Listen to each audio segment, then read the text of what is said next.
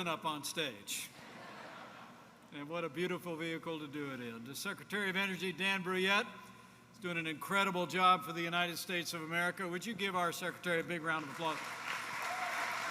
So great that he's here. In Voltage Valley,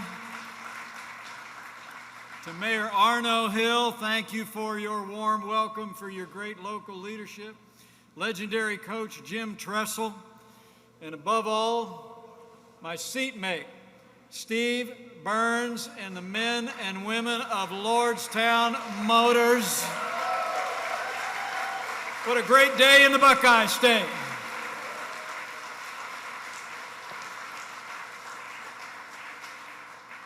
You know, it really is an honor to be here, to be able to drive up and help unveil what will soon be the first fully electric pickup truck on the market in the United States of America. Ladies and gentlemen, I give you the Lordstown Endurance.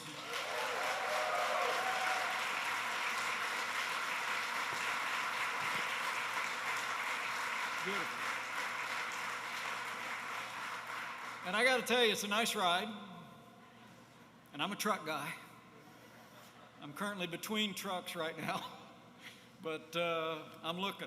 So, but this is just a great day. It's an exciting day. From a time not too long ago where we had heartbreaking news, today is a new beginning for Lordstown, and it's a new day of leadership in electric vehicles in the United States.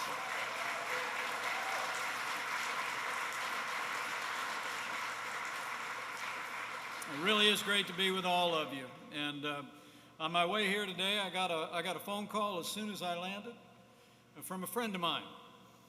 He heard I was headed to Ohio, and I think he sounded just a little bit jealous.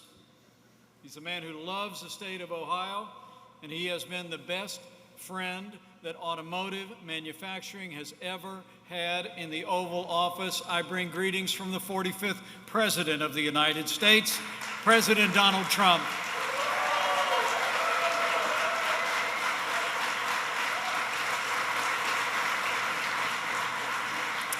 And we just love the Mahoning Valley. I mean, one of the very first campaign stops I made was at the Canfield Fair in 2016, not too far from here. We had just a few people that came out. That would be tens of thousands of people that came out. It was probably the best attended county fair I ever attended in my life. But I saw the enthusiasm then. I knew that people all across the valley knew that in that candidate, a man who would become president of the United States, you'd have someone who would fight for jobs and fight for American workers. And today is one more example of President Trump's commitment to make American manufacturing great again.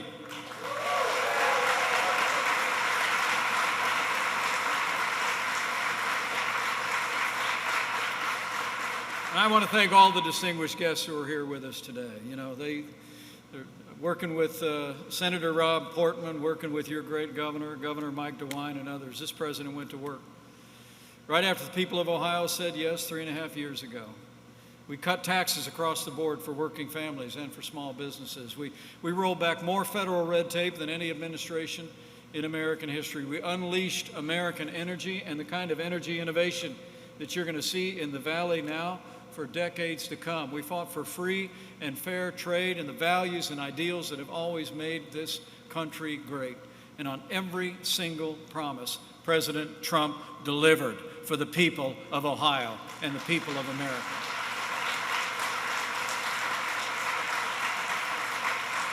And you know, that's especially true when it comes to automotive jobs and to manufacturing.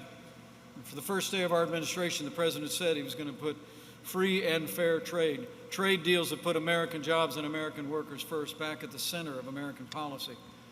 We put China on notice that the era of economic surrender is over. We stood strong for American jobs and American workers against China. And thanks to the president's leadership, in just a few weeks, it'll be official. NAFTA is gone, and the USMCA will soon be the law of the land.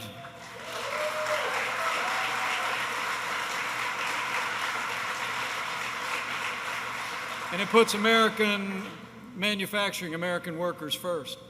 I mean, if you didn't know it, under the USMCA, 75% of all automotive parts have to be made here in North America, and 40% of automotive parts must be made by workers making an average hourly wage, essentially the average hourly wage of the United States.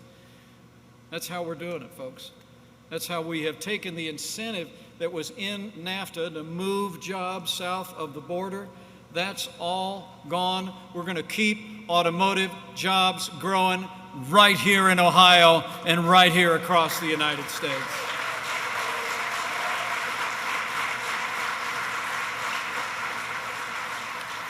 And if you think back on it, the first 3 years of this administration, the results really speak for themselves. We saw businesses large and small create more than 7 million jobs, including 500,000 manufacturing jobs, of which 48,000 new automotive jobs were created in just 3 years. It was a manufacturing renaissance that was underway. And really what was most meaningful to the president and me was not just that jobs were being added, but wages were rising. And what was most exciting to us is wages were rising most rapidly for hardworking, blue-collar Americans. The forgotten men and women of America were forgotten no more. And the American dream was working. It was working again for every American. The president and I couldn't be more proud that in our first 3 years, we saw the lowest unemployment ever recorded for African Americans and Hispanic Americans. The American dream came roaring back under President Donald Trump. It's true.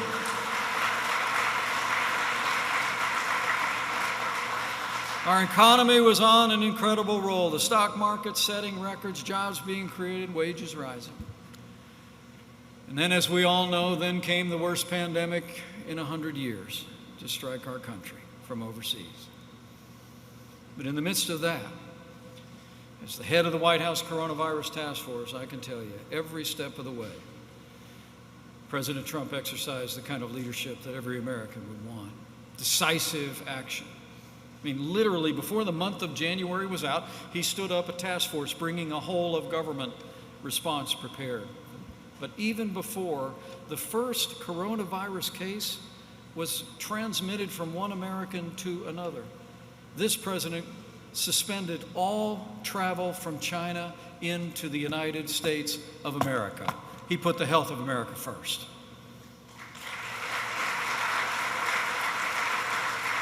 And I can tell you firsthand, the president's decisive action on that January day bought us invaluable times to stand up a national response.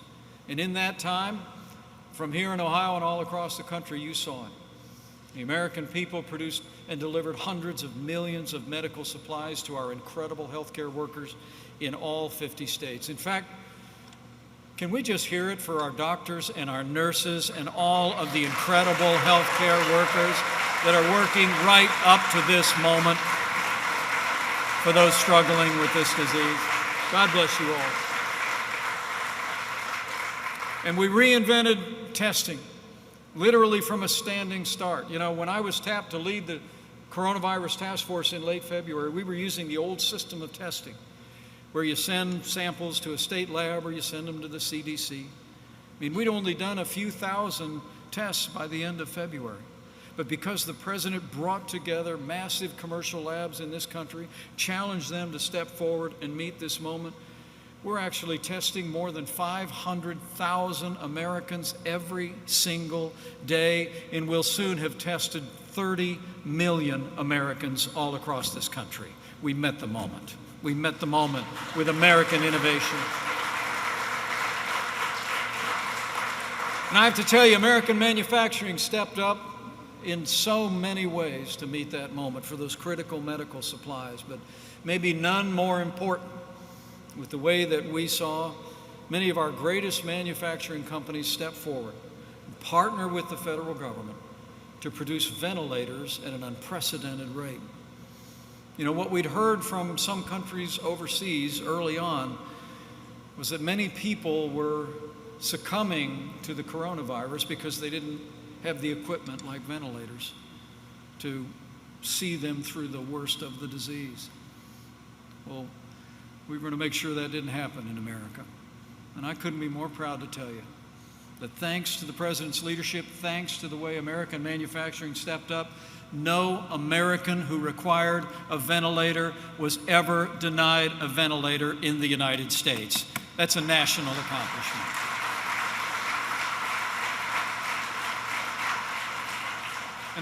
And we met this moment.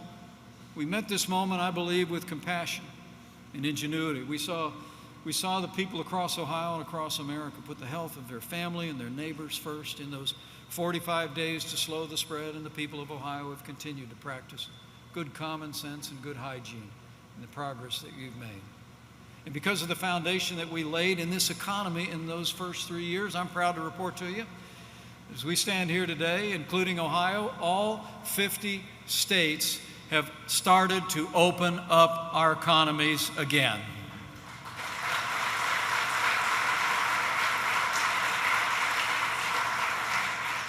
And while you see in the news over the past week or so, we have rising cases and outbreaks in several southern states, I want to assure you that our task force and our entire administration is working continuously with leaders in those states to respond. I'll be traveling to Texas and Arizona in just a few days to meet with the governors and health officials there. But I want you to know that it's a testament to the resilience of the American people that, like here in Ohio and beyond, in some 38 states across the country, cases are stable or even declining. And I want to say, the people of Ohio and your governor, Mike DeWine, have set a standard for the nation. Thank you for leading Ohio.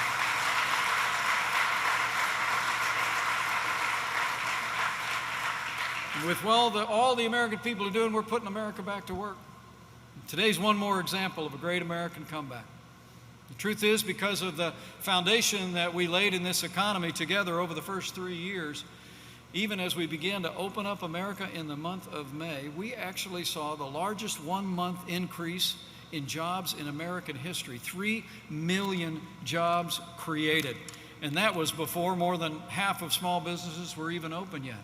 And a lot of economists actually predicted that we would lose 8 million jobs that month.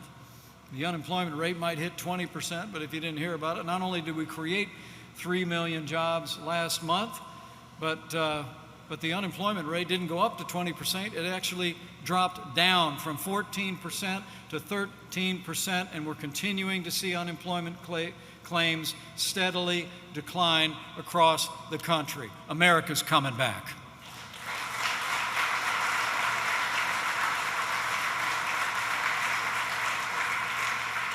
And we also know the American consumer is out there rolling and getting this economy going. Retail sales soared just a few days ago by 17.7%. That was also the largest monthly increase in sales in history. So the recovery is on, which makes it even more timely and more appropriate to be here at Lordstown Motors, a part of the great American comeback.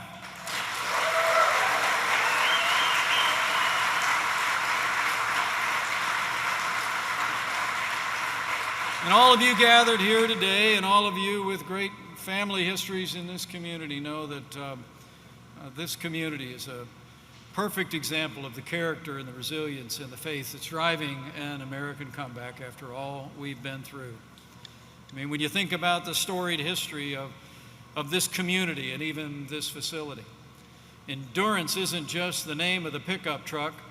Endurance describes the character of the people of the Mahoning Valley. Give yourselves a round of applause. I mean, in the Mahoning Valley, for more than 50 years, this historic building was used to literally manufacture millions of cars that were sold and driven all over the world. I'm told they made the '66 Impala, the Cavalier, and the Cruze right here. And when this facility closed in March of 2019, it was heartbreaking for this community. That's why, as you all know, President Donald Trump sprung into action. He reached out to General Motors to see if they could find a way to help bring jobs back to Lordstown. He reached out to business leaders. He reached out to your governor, Mike DeWine, to Senator Rob Portman, to your members of Congress. And on May 8th, the president was delighted to get the call. He called it great news for Ohio when Steve Burns bought this building and set into motion the plans to create Lordstown Motors. Thank you, Steve.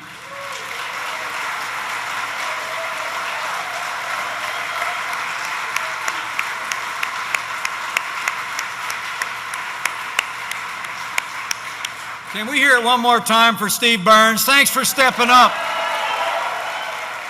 and starting a new chapter of history here in Lordstown. And they were walking me through this place, and it's just incredibly impressive. Many of you have history working here. You see the incredible assets, but they're retooling it. They're retooling this historic facility. I met with a lot of the engineers that designed this vehicle, and I met with the team that's retooling this to manufacture these electric pickup trucks. And soon you're going to continue that Mahoning Valley tradition of world-class auto manufacturers. American workers are going to turn to American steel with American trucks made right here in Lordstown. You know, back when I was governor of the state of Indiana, I used to say out here in the heartland we do two things well. We make things and we grow things. And thanks to the resilience of this community, thanks to the innovation represented here today, once again, Lordstown's going to be back big time in the make things business, and you're going to make history right here at Lordstown Motors. I believe it with all my heart.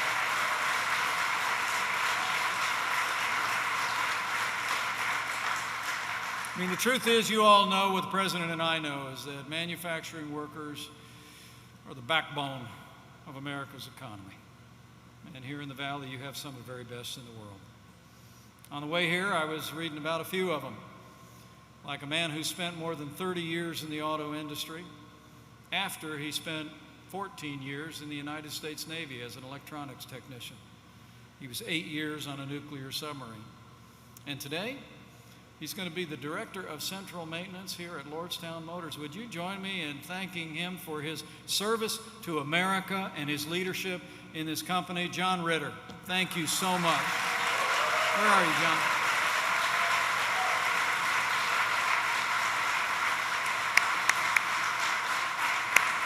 Thank you, John.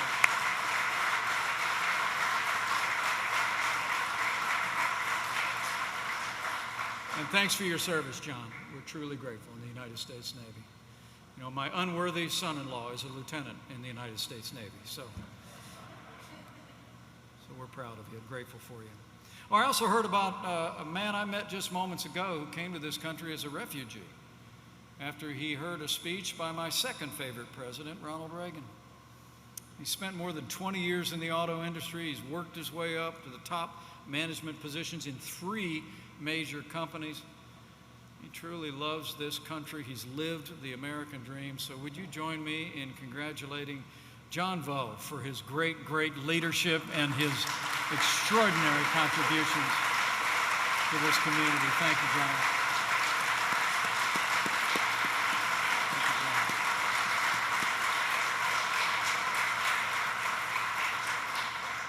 But I mention John Ritter and John Vo because they're really emblematic of all of you in this community, and all of you who are involved with Lordstown Motors today and will be involved in the years ahead. The truth is, you are leading a comeback here in Lordstown. You're leading it on the basis of character and resilience, a reputation for professionalism. And you're leading it on the basis of faith. I mean, you all know, and people of the Heartland know, that for all that we've been through, that the best days for this community, this state, and this nation lie ahead. And I want to thank you so much for your example in these challenging times. And there is great opportunity ahead. I actually learned this morning that GM and LG announced a new battery plant that's going to be built just across the street. And just a week later, Steve announced that you'll be building your own batteries right here in this building. So Lordstown Motors is just the start. and it's going to continue to grow and expand jobs in this area. And with the help of, well, you can applaud that. I think that's really big news. Thank you. And with the help of Coach Jim Tressel, I know you're working with Youngstown State to provide on-the-job training for talented engineers and technicians of tomorrow. Can we hear it for Coach Jim Tressel and that great school? Thanks for partnering. Thank you, Coach. And there's a great promise. We only got one truck here on the stage, but Steve actually told me that they've already pre-sold 14,000 editions of the Lordstown Endurance truck. It's ready to be made here and shipped out of here. What a great start.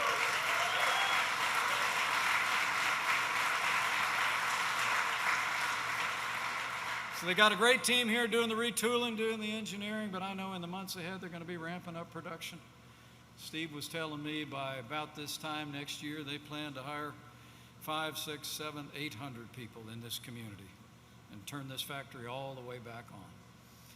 It really is going to be a transition to greatness back here in Lordstown after a heartbreaking day in 2019. To see this kind of a comeback, I hope you see it's a testament to the confidence that the people of this company have in the people of this community. It's tribute to state leadership, to a governor and to state officials that we're not going to leave Lordstown behind. It's a tribute to a president who was not shy about letting his feelings be known about the future of Lordstown. Am I right?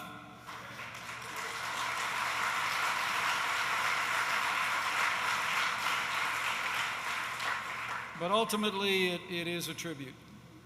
It is a tribute to a half a century of craftsmanship, a half a century of integrity, a reputation that has now drawn the investment to this community, not just this company, but the other companies and investments that have evolved. So in a very real sense, to the people of Lordstown, this day at Lordstown Motor is your day. And so I thank you for letting me share it with you. The beginning of a new chapter in the storied history of this great community and this storied facility. And I know that with your hard work in the days ahead, with the support of your great governor, Mike DeWine, with people like Senator Rob Portman, with the leadership at your state house, and with the support of President Donald Trump, and with God's help, the best days for Lordstown and Ohio and America